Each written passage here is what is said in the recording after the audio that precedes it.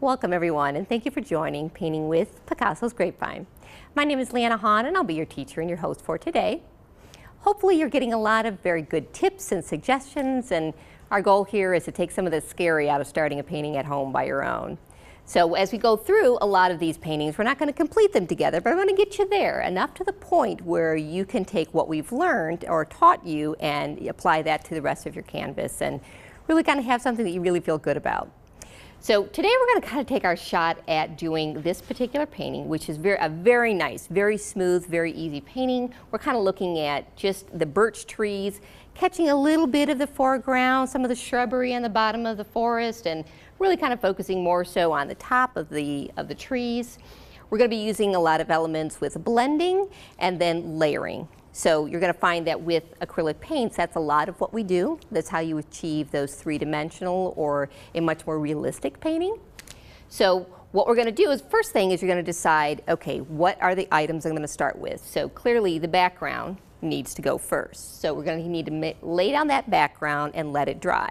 For purposes here today, I've kind of given us one that's already somewhere along the way. So we'll start it out and we'll kind of continue on from there. Then we'll decide where we're going to put our trees. So as you'll notice, a lot of them are closer to each other, some are farther away. Keep that in mind. You don't want them to be symmetrically distanced. Again, you look out in the tree, there's no trees that are exactly 5 inches apart. You're going to want to cluster some together closer. You're going to want to place some farther away. Then as well, we don't want to make them all the same size. There are going to be some that are closer. Typically, closer is bigger, farther away is thinner. And then at the top here, we've just got a lot of activity. We're not going to worry about where exactly we're placing a lot of the foliage here. The only thing to keep in mind is that birch trees in general don't have a lot of side branches. So they're very slender, they're very tall. You're not going to see a lot of that activity. So before we start, we always kind of do a supply check, and today I'm going to be working with 3 paintbrushes. I've got my very large number 12, and then I've kind of got a medium rounded one and a very, very tiny one.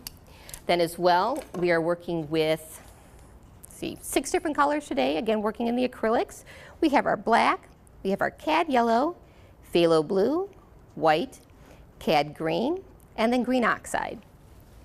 Always starting with a cup of water, because we'll be using that to wash off our brush and kind of dab it off as we move between one color and the next, and then a dab rag for that. So to start off today's painting, what we're going to do is we're going to start on that background. As you notice, it kind of transitions, so it starts very dark and kind of moves up. So this is just kind of an element of, hey, there's a sky in the background there. To do that, we're going to start with our very large brush. Go ahead, get it wet into the water. And we're going to start with that blue. So this is going to be a very, very easy blending exercise. So we're going to be moving across that canvas, starting at the very bottom, going ahead, putting that nice phthalo blue in there. And don't be afraid. Put some paint on your canvas. If you're finding that it's not blending across and you're getting a lot of dimpling, and this is what I call dimpling, go ahead, add a little water, and then add a little bit more paint. That's your trigger to say you don't have enough. You need to add some more. Now, if you want to go ahead and hang this painting on your wall without a frame, make sure that you do the sides. I kind of like to do the sides equal to what's on the front. It kind of looks neat. Almost seems like it continues off the canvas. And as we get up that canvas, of course, those blues are going to change dimension. We're going to continue up the canvas. Now, here's one of the things that is very difficult. I notice a lot of people in our class will try and make these, not intentionally, but they'll end up with solid lines. What we want to do is create a gradual blend as we move from the darkest to the lightest. Now, I'm going to start with grabbing some of that white. You notice I did not go ahead and wash off the brush. I'm kind of creating a little bit of that in-between blue. And I'm going to bring it up. I did that by starting right where the line ended, and I took it down. And I kind of grabbed a little bit more of that blue from the darkest and then brought it up. Now, it's very important to do this while your paint is wet, and this is kind of called the wet on wet approach. You're going to get the best blending feel and the best technique and the best opportunity for gradual movement when your paint is wet. Once it dries, it's too late. It's kind of working on this dark canvas or this very dry canvas.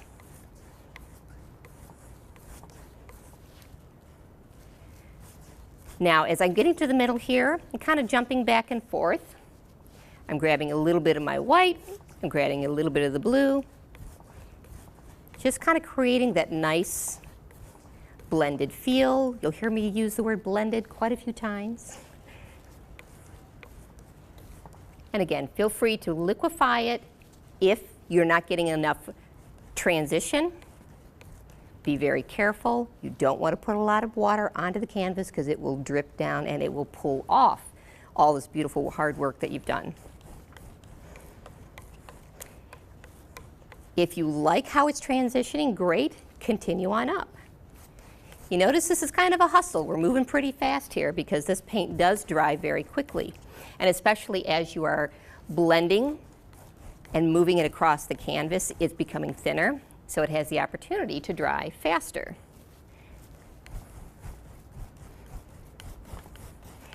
I like kind of leaving some of these strokes in here, especially as you get a little bit closer to the top of the skyline, because that's what you see in the sky. When you look up, it's very rare that it's just a solid blue sky. A lot of times you have the wind's effect on the clouds, and they've got these beautiful streaks. If you overblend, you'll end up with a solid color. Knowing when to stop is in itself a technique. And then we'll kind of continue up. Again, adding a little water if you're getting some of that dimpling, and we'll push that blending way up to the top of the canvas. I am actually moving more into my whites. You'll notice as I'm looking at the palette here, you've got a lot of blending because I've been jumping back and forth. So I've been using that as my medium tone. But now as we're getting closer to the top, I'm working more with my white. And that's where we're getting to that nice, very light skyline. And just kind of work it all the way through. Now I'm not going to continue all the way to the top here. I think you've got the gist of what we're going for. You would just kind of finish it on up. Same process, lightening it up, adding more white as you get to the top. So pretty easy. Definitely a hustle. Want to get it through while it's still wet. Don't let it dry. And then what we're going to do is I do have one that is already to that point. And we'll kind of continue on. So for the folks at home, if you want to go ahead and let that dry a little bit, I'd give it another 7-10 minutes, and then it's ready for our next layer. So what we're going to do now is we're going to decide where are those trees going to go. So we've kind of got a lot of foliage on top, a little bit of foliage on the floor, but we're going to decide where we're going to place those trees. So remembering that the birch trees are very straight, a little knobby around some of the edges, but predominantly straight up. Sometimes they lean, but they don't have a lot of different limbs coming off the side. So we're just going to decide. We're going to say, okay, I've got a tree there. And I'm going to throw in a tree here. One that's a little bit closer. One that's kind of further away. Now, again, you don't want to make these too thick as well. We'll make a couple that are thicker. But we're not going to really make these very thick. Trees have a tendency to get fat, so always start thin, and you can make them larger or thicker as you decide.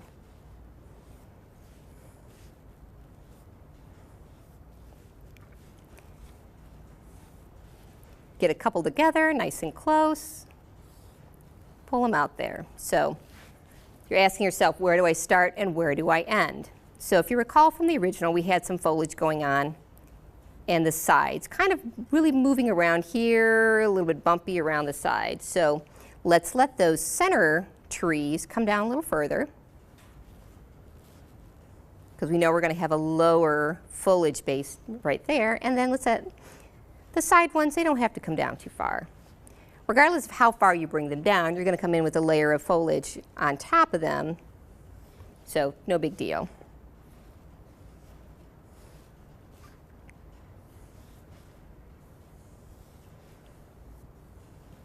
You'll also notice I'm just making them straight up. We'll add a little bit more dimension as we progress on. Again, I'm not going to finish all of these trees. I'm going to work on a couple of them, but I'm just kind of giving you an idea of how do you place? Where do you place? All right, so we've kind of put our trees out there. Now, I'm going to work on these couple trees here, and we'll kind of finish this for today's session, and I'll leave you the rest of these trees where you can kind of play with them at home. We're going back in, putting a little bit more paint on these trees, making them more visible to the eye. Now, at some point, if you want to add a little bump, that's cool. A lot of these trees have knobs. If it's a thin tree, make it a small knob. If it's a thicker tree, make it a bigger knob.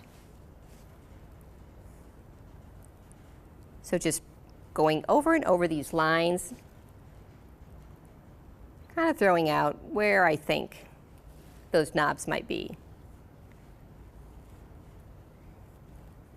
Let's make sure we take it up far enough because we're going to put some foliage on the top here, so we need to make sure we've got these trees moving. All right, so I think we have enough definition with the white.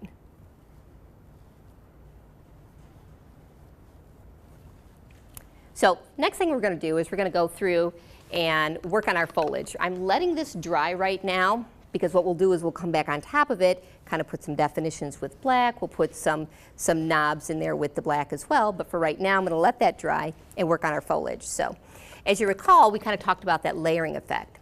And with that layering effect, I always use 3 tones. So we do a mid-tone, we do highlights, and then we do undertones or shadows.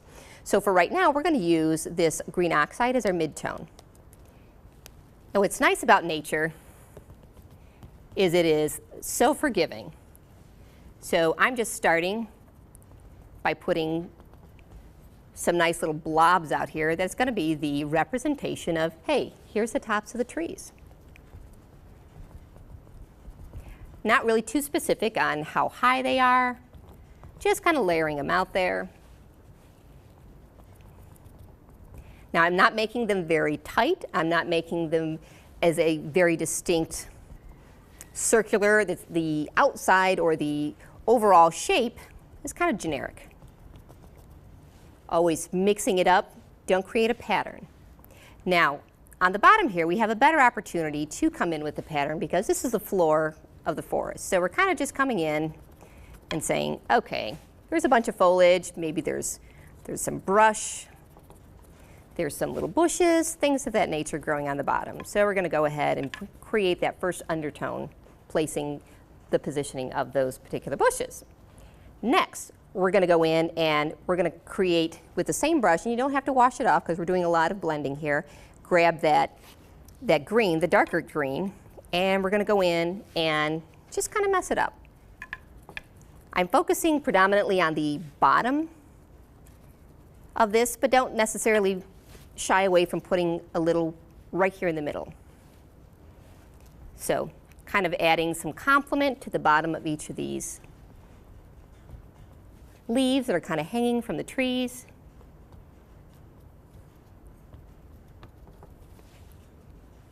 I'm kind of jumping around, and I'm twisting my brush too. You'll notice I'm kind of creating some different direction. You don't want all of your brush strokes to be facing the same direction because it looks like it was hand drawn. It doesn't have the opportunity to look like it's an actual tree. So I tell people, if you cannot control that, twist your canvas, put it on its side, and continue on. Sometimes people just can't get over the feel to do it all one direction, so that's kind of a nice trick to use. All right, so now we've got some of our undertones. Now the next thing I'm going to do is I'm going to come in with some highlights. Now for the trees, we're going to be using yellow as our highlights. And we're not going to add a lot. You'll notice it's going to mix in very nicely with the green that's already there. I'm not worried about making a very distinct yellow blob. I'm letting it blend in. So typically it's going to be on the tops of the bushes because that's where the light falls, and of course underneath it is where the shadows fall. But we can let a little bit kind of go in. Put a little bit more of the emphasis of the yellow at the top. And then kind of continue that approach all the way through your trees. Now I'm using this opportunity to kind of really blend in the rest. So you'll notice before there was far more distinction on where the dark is and where that midtone is. I'm using that yellow, kind of playing that in on top of the leaves, but it's kind of blending. I'm letting that really merge the other two colors together, so you no longer have that really distinct two different colors. It has a real nice blending. So it's just a very dabbing type of process. Real easy.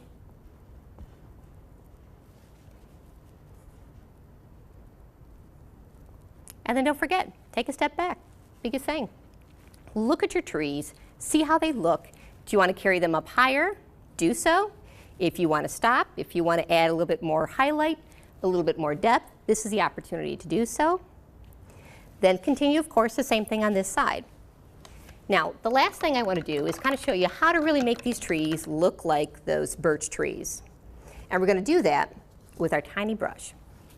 So what we're going to do is we're kind of going to outline them a little bit, and then we're going to really show the emphasis of the knobs. You notice on the birch trees, they have a lot of left and right kind of emphasis or highlights or lowlights on the stems of the tree. So we're going to recreate that.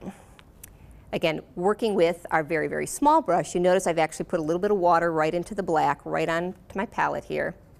I'm doing that because I know this will help it be more liquid and it'll draw across the canvas easier. So just kind of creating a very wispy outline. Wherever you've decided to place those knobs, go ahead and emphasize those knobs. You'll notice too, this is very wispy. It's not like I'm trying to really, really outline this. I'm just trying to show the shadow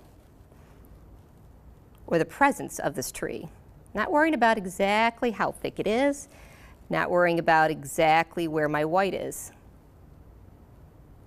Just kind of getting it out there. Sometimes it's right by where the white ends, sometimes it's not, but that's okay. That's the structure of this particular painting. It's very loose, it's fun, it's not supposed to stress you out, just supposed to kind of have some fun with it. All right, so now that we have that, we're going to go back through and we're going to finish up those little side ticks. So typically, they're in a couple clusters. A lot of times you see them right next to where the knobs are. And as well, I'm going to be using the side of this particular paintbrush. In some areas, I want to make them thicker. And in some areas, I'm going to make them a little bit thinner.